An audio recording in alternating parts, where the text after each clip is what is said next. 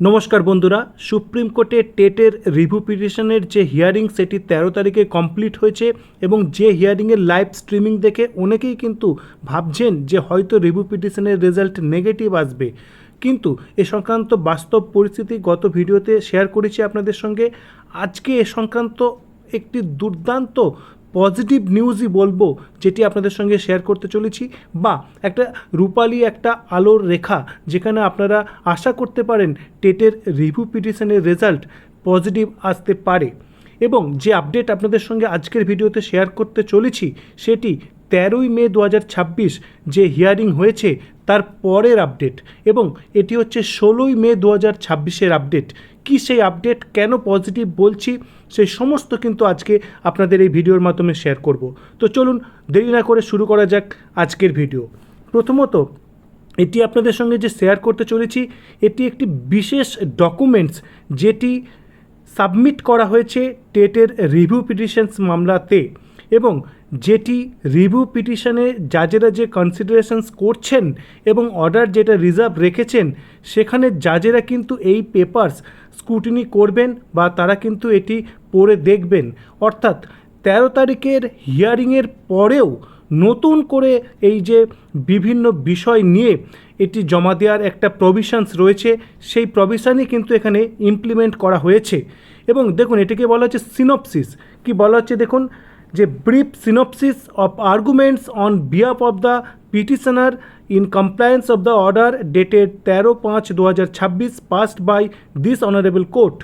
এবং এভাবে কিন্তু যেটি সাবমিট করা হচ্ছে প্রায় 22 পাতার একটি সিনপসিস, এবং ফাইল করা হচ্ছে কোন কেসে দেখুন, ব্রজেশ কুমার দীক্ষিত ভার্সেস অঞ্জুমান ইসাতি তালিম ট্রাস্ট। আপনারা জানেন যে রিভিউ পিটিশনসগুলো ছিল, তার মধ্যে এটি একটি অন্যতম রিভিউ পিটিশনস। এবং এখানেও দেখুন স্ট্যাটাসে কি শো করছে, 13ই মে এর হিয়ারিং হয়েছে, এবং স্ট্যাটাস কি শো করছে দেখুন, hard and reserved order dated 13/5/2026। এবং এই কেসের যে ইন্টারলোকেটরি অ্যাপ্লিকেশনস যদি আমরা খেয়াল করি, দেখুন সেখানে রয়েছে 1 নম্বর সিরিয়ালে রয়েছে applications for permissions to file review petitions, 2 নম্বরে রয়েছে exemptions from filing CC of the impugned judgment, 3 নম্বরে কি ছিল দেখুন ওরাল হিয়ারিং। এগুলোর সমস্ত ডেট দেখুন 26শে ফেব্রুয়ারি 2026 পর্যন্ত মিটে গেল। এরপরে আসছে যেটি খুব ইন্টারেস্টিং বিষয়, সেটি দেখুন আদার ডকুমেন্টসের মধ্যে রয়েছে ইন্টারলোকেটরি অ্যাপ্লিকেশনসের ডকুমেন্ট নাম্বার আপনারা দেখতেই পাচ্ছেন, ডকুমেন্ট টাইপ দেখুন written submission oblique statement filed by Himanshu Sharma. অর্থাৎ এই যে কেস, তার যিনি আইনজীবী রয়েছেন তিনি এটি সাবমিট করেছেন। ফাইলিং ডেট দেখুন 16ই মে 2026 12টা 12, এবং এন্টার বাই সিদ্ধার্থ। এবং এটি প্রমাণ করছে এটি 13ই মের পরে কিন্তু সাবমিটেড হয়েছে এই যে মূল রিভিউ পিটিশনস মামলা, সেখানে যেটি একেবারে পজিটিভ একটি বার্তা বহন করছে এবং বিভিন্ন বিষয় সেখানে তুলে ধরা রয়েছে। এবার প্রশ্ন হচ্ছে এই সিনপসিস ব্যাপারটা কী।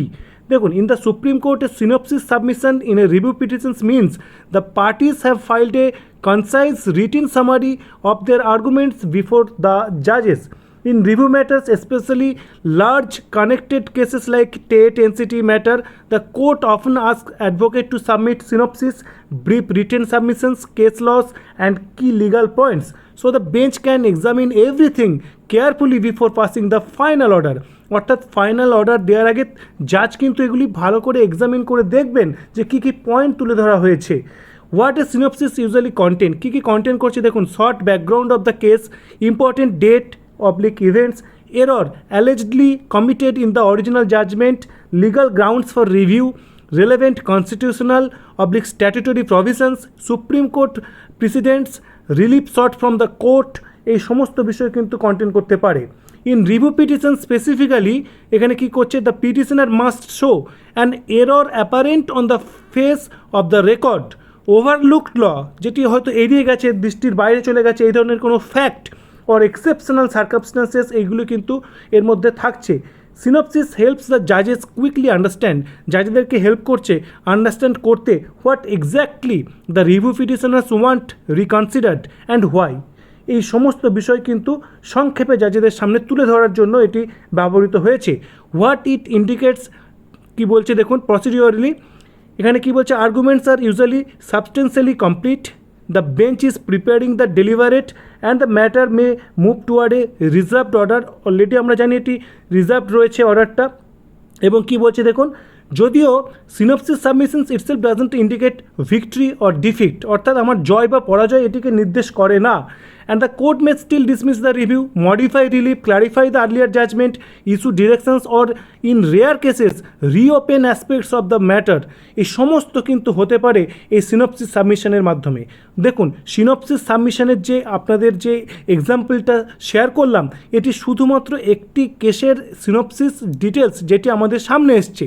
এই সংক্রান্ত যারাই কিন্তু রিভিউ পিটিশনের পার্টি রয়েছেন তারা কিন্তু সবাই কিন্তু এই ধরনের অনুরূপ সিনপসিস সাবমিশন করতে পারেন। এবার কারা করেছেন সেই ডিটেলস যখনই আমরা জানতে পারবো সেটি আপনাদের সঙ্গে অবশ্যই শেয়ার করব। আপাতত এটুকু বলা যায় যে টেটের রিভিউ পিটিশনের 13 তারিখের শুনানির পরেও কিন্তু নতুন পয়েন্ট সাবমিট করার একটা স্কোপ রয়েছে এবং সেই স্কোপ কিন্তু ব্যবহৃত হয়েছে। দেখা যাক এবারের ফাইনাল অর্ডার কী আসে। তো কেমন লাগলো আজকের ভিডিও অবশ্যই কমেন্ট করবেন এবং আপনাদের এ সংক্রান্ত মতামত অবশ্যই কমেন্ট বক্সে প্লেস করুন এবং ভিডিওটি ভালো লাগলে শেয়ার করুন। ধন্যবাদ।